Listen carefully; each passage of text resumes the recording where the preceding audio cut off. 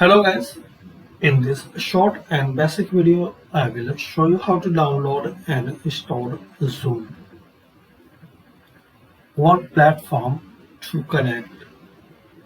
So there is the somewhere you can download and install Zoom directly on using your browser. So open any browser like Chrome or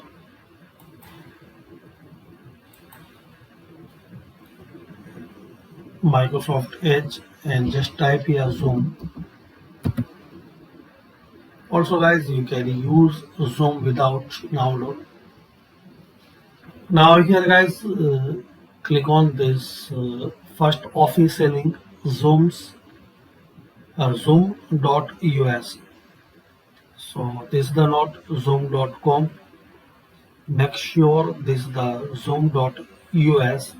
It's official. Also guys, you can download for Windows. So just click here.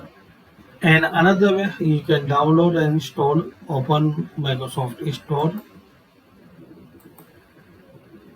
and here search Zoom.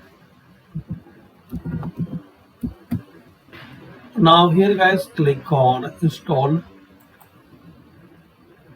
and complete this downloading and installing process. And once this complete, just log in with your account ID and password.